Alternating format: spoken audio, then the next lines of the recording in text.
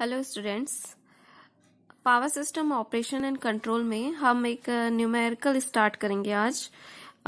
ये इस टाइप का न्यूमेरिकल जनरली पूछता है आपके एग्जाम में, ठीक है। तो चलिए क्वेश्चन हम देखते हैं। In a 3-phase 4-wire system the currents in the line A B and C under abnormal condition of loading is IA is equal to 100 at angle 30 degree, IB is equal to 50 at angle 300 degree, IC is equal to 30 at angle 180 degree. Calculate the zero, positive and negative phase sequence current in line A. Clear. तो question में आपको क्या दिया हुआ है कि एक 3-phase 4-wire system है, एक 3-phase 4-wire सिस्टम है जिसमें करेंट फ्लो हो रहा है। लाइन में जो करेंट फ्लो हो रहा है, लाइन क्या क्या है, ए बी सी, 3 फेस होता है आपका ए बी सी, ठीक है। वो क्या हो रहा है आपका, IA में 100 एट एंगल 30, IB में 50 एट एंगल 300 और IC में 30 एट एंगल 180। लेकिन यहाँ पे आपको ये देखना है कि यहाँ पे क्या लिखा है, अंडर एबनॉर्मल कंडीशन। एबनॉर्मल और नॉर्मल, आई थिंक आप दोनों में डिफरेंस समझ गए होंगे। एबनॉर्मल और नॉर्मल, अगर हम पावर सिस्टम में एबनॉर्मल बोल रहे हैं किसी चीज को, कंडीशन को, सिस्टम को, तो वहां पे क्या हो रहा है, वो सिस्टम बैलेंस नहीं है, फॉल्टी कंडीशन है। Under abnormal condition, abnormal condition आया मीन्स क्या हुआ, वहां पे कुछ फॉल्ट है, मतलब हमारा फॉल्ट आता है किसी सिस्टम में तो सिस्टम क्या हो जाता है, बैलेंस से अनबैलेंस्ड हो जाता है। तो यहाँ पे आपको क्लियरली मेंशन है कि हमारा जो सिस्टम है वो क्या है, अनबैलेंस सिस्टम है। तो अब इस अनबैलेंस सिस्टम के लिए उसने हमें क्या कैलकुलेट करने बोला है, जीरो, पॉजिटिव और निगेटिव फेज सीक्वेंस करेंट का कैलकुलेट करो इन लाइन ए। लाइन ए का हमें जीरो, पॉजिटिव और निगेटिव फेज सीक्वेंस करेंट हमें फाइंड आउट करना है। क्वेश्चन क्लियर हुआ होगा, ठीक है। तो जहां पे भी आपको एबनॉर्मल बोले या अनबैलेंस्ड बोले, ठीक है, ये बात आपको ध्यान देना है, ठीक। तो चलिए हम इसे स्टार्ट करते हैं अब। तो आपको यहाँ पे दे दिया है, करेंट की वैल्यू दे दिया है, phase A, phase B, phase C में जो जो करेंट फ्लो हो रहा है उसकी वैल्यू दे दिया है। अब हमें क्या फाइंड आउट करना है, फेज ए का ही जीरो, पॉजिटिव और negative phase sequence current find out करना है। तो हमें क्या क्या दिया हुआ है, सबसे पहले वो देख लेते हैं हम। तो हमें दिया हुआ है IA is equal to 130, IB is equal to 50 at angle 300, IC is equal to 30 at angle 180। अब हम आपको कोई भी न्यूमेरिकल दे, ठीक है, अब जो दिया है उसके बाद आप क्या लाइन लिखोगे, हमेशा वी नो डेट ए क्या है, आई थिंक आपको अब सब पता चल गया होगा कि ए क्या है, आपका ए ऑपरेटर है या फिर इसको हम बोलते हैं अल्फा ऑपरेटर। तो इसकी वैल्यू क्या क्या होती है वो आपको लिखना है, ठीक है। तो ए इज इक्वल टू क्या होता है, 1 at angle 120, A cube is equal to क्या होता है, 1 एट एंगल -120 लिखो, या फिर लिखो इसको आप 1 एट एंगल 240, दोनों में सेम है, ठीक है। ए स्क्वायर आप लिखो 1 एट एंगल 240 या फिर 1 एट एंगल -120।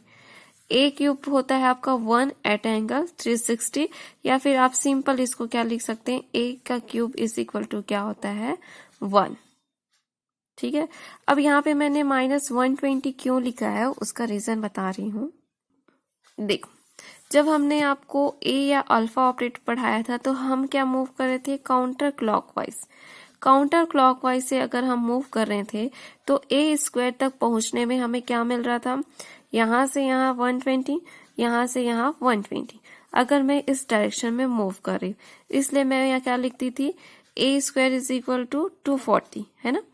लेकिन मैं इस डायरेक्शन में मूव ना करके इसे रेफरेंस लाइन लेके इस डायरेक्शन में मूव करूं क्लॉकवाइज, तो ए क्यूब से ए क्या मिल रहा है मेरे को 0.20, लेकिन मैं यहाँ पे रोटेशन अपोजिट ले रही हूँ, ये हमेशा इस डायरेक्शन में मूव कर रहा है, लेकिन जब आप इस डायरेक्शन में मूव करोगे तो ए क्यूब से ए स्क्वायर का डिस्टेंस क्या है 120 डिग्री, लेकिन आप अपोजिट मूव कर रहे हो इसलिए यहाँ पे क्या आ जाएगा माइनस आ जाएगा। ठीक है, तो या तो आप -120 लिखो ए स्क्वायर के लिए या फिर 240 लिखो, दोनों एक ही है।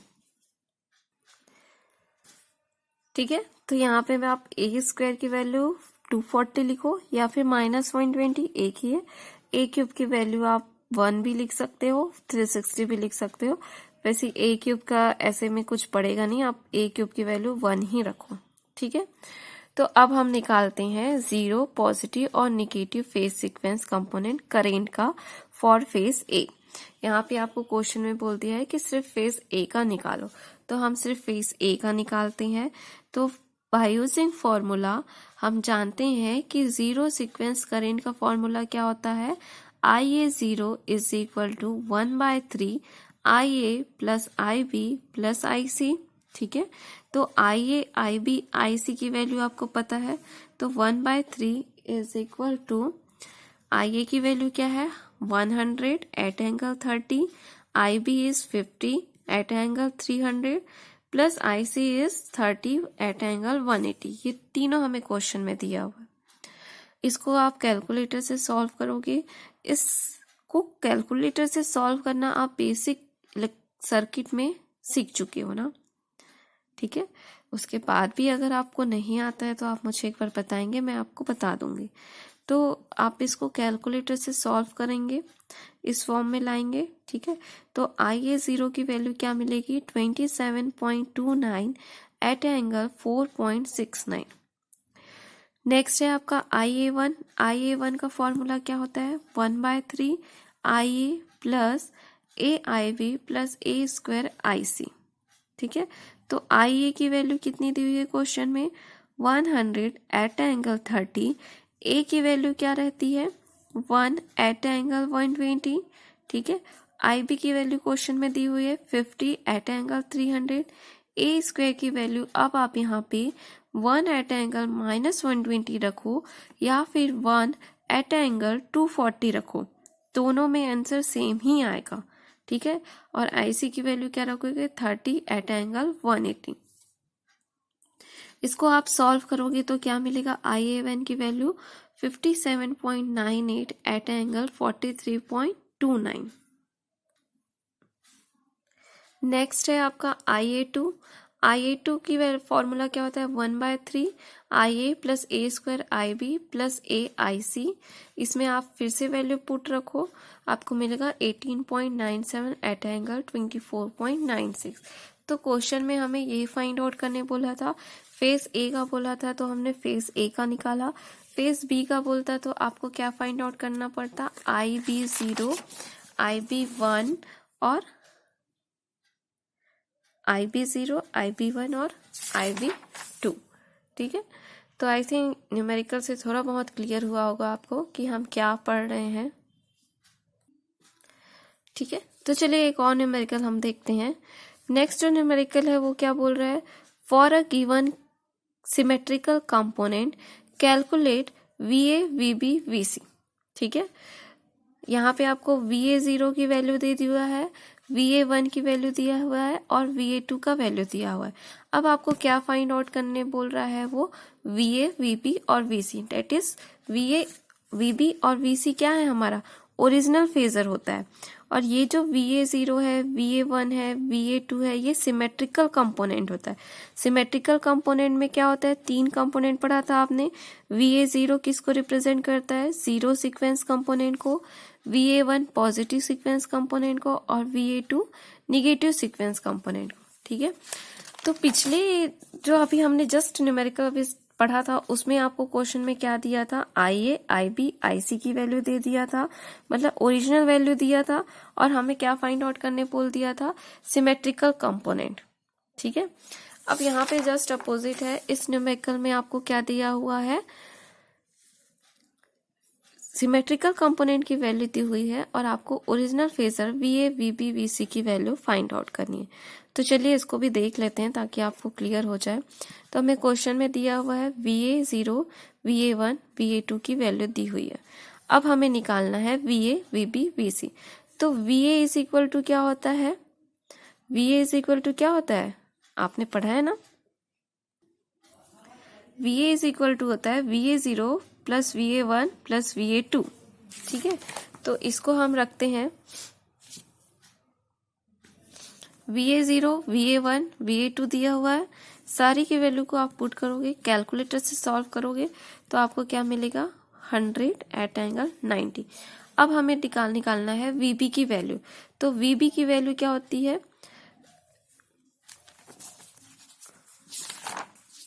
VB की वैल्यू क्या होती है? VB0 plus VB1 plus VB2। लेकिन हमने आपको कंपोनेंट सिंथेसिस में बताया है कि ये जो B की वैल्यू है उसको भी हम किस में कन्वर्ट करेंगे? B और C की वैल्यू है उसको हम फेस A के टर्म्स में लिखेंगे। तो फेस A के टर्म्स में लिखने के लिए हमें क्या मिला था? देखो, ये पूरा हमने कैलकुलेशन किया था तो हमें क्या मिला था?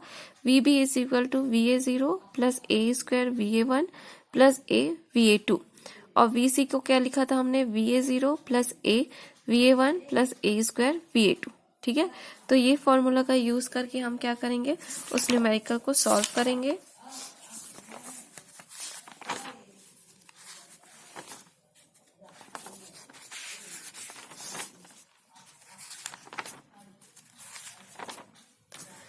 ठीक, तो यहाँ पे हमने क्या लिखा है? VB is equal to VA0 plus A² VA1 plus A VA2।